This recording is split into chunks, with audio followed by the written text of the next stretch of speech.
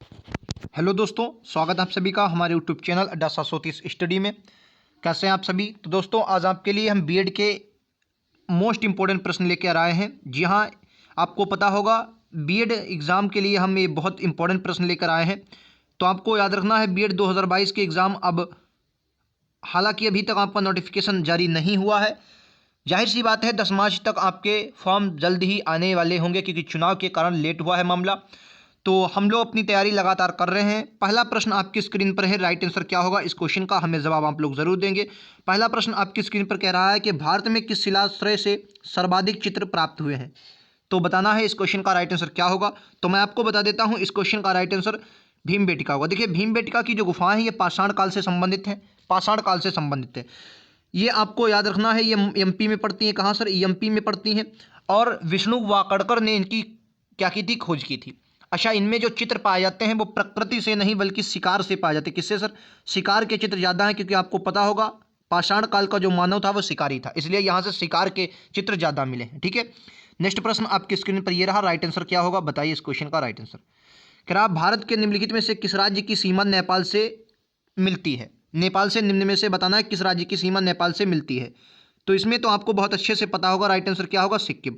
देखिए, सिक्किम जो होता है इसको, इसकी जो सीमा है 3 देशों से मिलती है। एक तो आपका नेपाल हो जाता है, नेपाल, एक आपका भूटान, एक आपका चीन। ठीक है, चीन। चीन की भी सीमा नेपाल से, सिक्किम से लगती है। अच्छा, आपको याद रखना है यूपी, यूपी, ठीक है, यूके, ये जो मोस्ट इंपॉर्टेंट है, इनसे नेपाल की सीमा लगती है। सिक्किम राज्य से भी नेपाल की सीमा लगती है, ये बात आपको याद रखनी है। अगला प्रश्न, क्या जून से सितंबर के बीच भारत में कौन सी ऋतु पाई जाती है? ऐसे प्रश्न आपके एग्जाम में पूछे जाते हैं। आप प्रीवियस ईयर क्वेश्चन उठाकर देखिए, आपको वही प्रश्न मिलेंगे जो मैं आपको करवाऊंगा। लगातार मैं आपके लिए वैसे हम लोग जुड़े हैं। इस क्वेश्चन का राइट आंसर क्या होगा? वर्षा ऋतु। वर्षा ऋतु इस क्वेश्चन का बिल्कुल करेक्ट आंसर होगा। सी इस प्रश्न का राइट आंसर होगा। वर्षा ऋतु जो होती है वो जून से सितंबर के बीच होती है। ठीक है, नेक्स्ट प्रश्न। आज मॉडल पेपर पहली बार लेकर आया हूं मैं आपके लिए, क्योंकि हम अभी तक भारतीय इतिहास में यानी कि टॉपिक वाइज डेली हमारी 7 बजे क्लास चलती है, तो आप उसे ज़रूर देखा करें। 7 बजे टॉपिक वाइज हमारी होती है, उसे आप ज़रूर देखें। बहुत बिंदास क्लास होती है डेली 7 बजे, उसको आप ज़रूर लिया करें। ठीक है, इस क्वेश्चन का राइट आंसर क्या होगा बताना है आपको। कि रहा भारत का सबसे प्राचीन भूखंड कौन सा है? भारत का सबसे प्राचीन भूखंड, तो देखिए आपको याद रखना है जो भारत है ये प्रायद्वीपीय पठार जो है इसका सबसे प्राचीन भूखंड है, याद रखना है। जो मेन ऊपर वाला भारत है ये कहा जाता है, जो हिमालय वगैरह है ये यूरेशिया का भाग है, और जो हमारा मुख्य भाग है वो गोंडवाना लैंड का भाग था। भारत जो है गोंडवाना लैंड का भाग था और उसमें प्रायद्वीप पठार है। ठीक है, याद रखेंगे। अगला प्रश्न आपकी स्क्रीन पर ये रहा, तेरा निम्नलिखित में से कौन सी चोटी भारत में नहीं स्थित है? ये आपको बताना, भारत में नहीं है। केटू, कंचनजंगा, माउंट एवरेस्ट, नंदा देवी। तो आपको पता होगा इस क्वेश्चन का राइट आंसर माउंट एवरेस्ट होगा, क्योंकि ये चोटी कहाँ पर? नेपाल में है। कहाँ पर है? नेपाल में है। अच्छा, विश्व की सबसे ऊंची माउंट एवरेस्ट है, नंबर 1 पर पाई जाती है। लेकिन दूसरे पर कौन सी आती है? केटू। केटू दूसरे नंबर पर आती है। और जो भारत की सबसे ऊंची, हालांकि ये पीओके में पड़ती है, पाक अधिकृत कश्मीर में पड़ती है, लेकिन हमारा ही हिस्सा था तो हम इसे अब भी अपना ही मानते हैं। अगला प्रश्न आपकी स्क्रीन पर यह रहा, क्या निम्नलिखित में से कौन केरल और तमिलनाडु से मिलाता है? ये दर्रे आपको बताना है कौन सा दर्रा केरल को तमिलनाडु से मिलाता है। थालघाट दर्रा, सिपकिला, या पालघाट, या भोरघाट। तो आपको बहुत अच्छे से पता होगा क्वेश्चन का राइट आंसर क्या होगा? पालघाट दर्रा होगा, क्योंकि सिपकिला दर्रा तो आपको हिमाचल प्रदेश में देखने को मिलेगा, जहां से सतलज नदी भारत में प्रवेश करती है। राइट आंसर क्या होगा? पालघाट दर्रा इस क्वेश्चन का बिल्कुल करेक्ट आंसर होगा। आपको बहुत अच्छे से इस बारे में याद रखना है।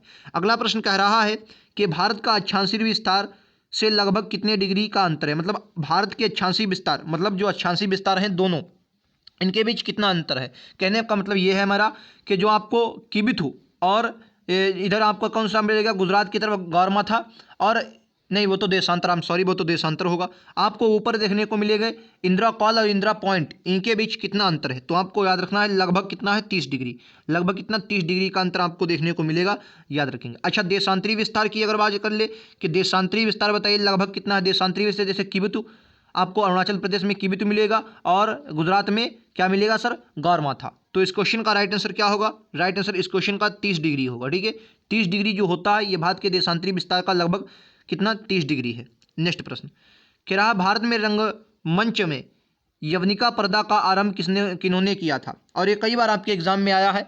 हालांकि आप लोग देखते हैं कि मौर्य काल के बाद हमारे यहाँ कुछ विदेशी आक्रमण हुए, जिन्हें हम मौर्योत्तर काल के के अनुसार पढ़ते हैं। क्वेश्चन का राइट आंसर आपको याद रखना है यूनानियों होगा। यूनानियों ने हमारे यहाँ पर्दा प्रथा की प्रारंभ की थी और ये इंडो ग्रीक शैली भी लाए थे, ये भी बात आपको याद रखनी है, जिसे हेलेनिस्टिक कला हम लोग कहते हैं। क्या कहते हैं सर? हेलेनिस्टिक कला कहते हैं, जो बाद में गांधार कला के नाम से प्रचलित हुई, आपने हिस्ट्री में पढ़ा होगा। ठीक है, अगला प्रश्न आपकी स्क्रीन पर ये रहा, तेरा भारत में स्वर्ण मुद्राएं किसने चलाई थी? भारत में स्वर्ण मुद्राएं किसने चलाई थी? इस क्वेश्चन का राइट आंसर आपको याद रखना, भारत में स्वर्ण मुद्राएं यूनानियों ने चलाई थी। पहली बार भारत में किसने?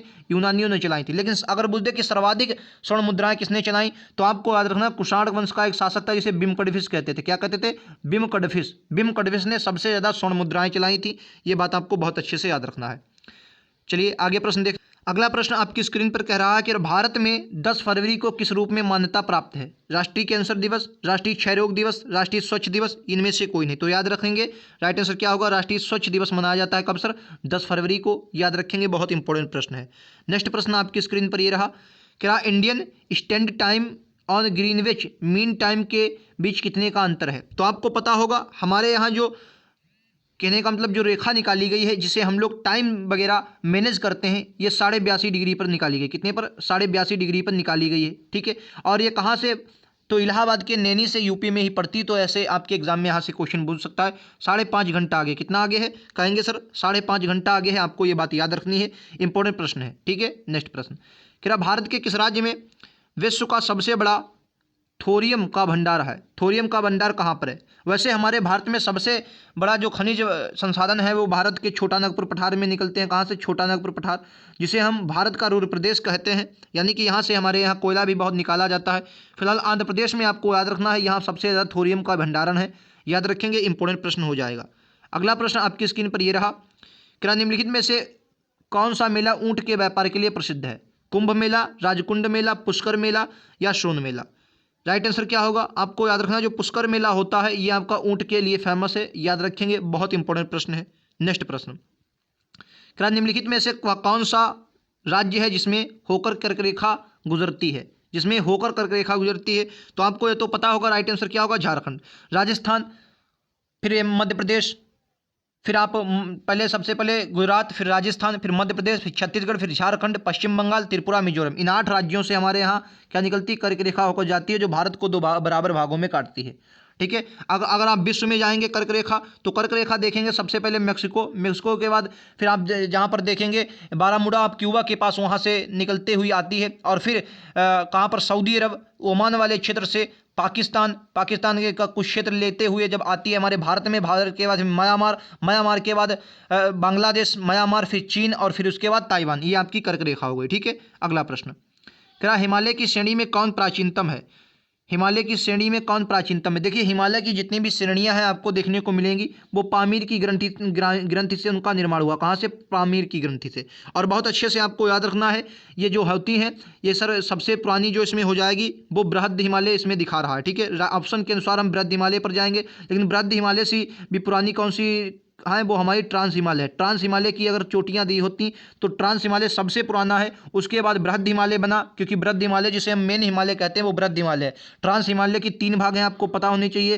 काराकोरम, लद्दाख, जास्कर के नाम से हम पढ़ते हैं। ठीक है, और उसके बाद आपको बृहद हिमालय के बाद लघु हिमालय देखने को मिलेगा, जो टुकड़े के बीच है, और सबसे नवीनतम जो है वो आपका शिवालिक हिमालय है। आपको बहुत अच्छे से याद रखना है। ठीक है, ये रहा आपका अगला प्रश्न, कह रहा पटकाईबुम, नागा हिल और लुसाई हिल भारत के किस भूभाग में स्थित हैं?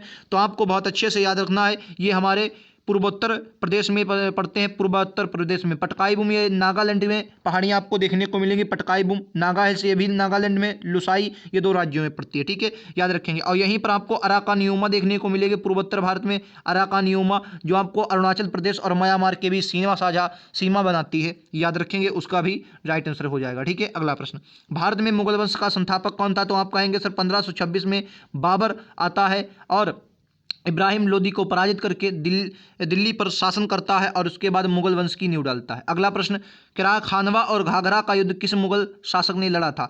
तो खानवा और घाघरा का युद्ध हुआ था, ये किसने लड़ा था? बाबर ने लड़ा था। 27 और 28 में, याद रखेंगे। नहीं, 28 में चंदेरी का लड़ा था, 29 में घाघरा का लड़ा था। याद रखेंगे। ठीक है, अगला प्रश्न, और आज का अंतिम प्रश्न होगा ये कि रहा है चौसा का युद्ध किसके किसके बीच हुआ था। तो आपको बहुत अच्छे से पता होगा ये 39 में युद्ध हुआ था। कब सर? 1539 में। कब सर? 1539 में युद्ध हुआ था, 1539 में। और इसमें हुमायूं की पराजय हुई थी। और कहाँ गया? हुमायूं और शेरशाह के बीच हुआ था। हालांकि हुमायूं इस युद्ध में हारने के बाद भारत नहीं छोड़ा, लेकिन जब 1940 में बिलग्राम का युद्ध, जिसे आप कन्नौज का युद्ध कहते हैं, उसमें जब पुनः शेरशाह से पराजित हुआ, उसके बाद ये भारत छोड़कर चला गया था। ठीक है, तो यहीं तक हमारे प्रश्न थे। प्रश्न आपको कैसे लगे हमें कमेंट बॉक्स में ज़रूर बताएं, और ऐसे लगातार प्रश्नों के लिए आप हमारे चैनल को सब्सक्राइब कर सकते हैं। बिड एग्जाम के लिए हम आपके लिए 110% साबित होंगे। मिलते हैं अगले वीडियोज़ में। आज के लिए इतना ही। Thank you.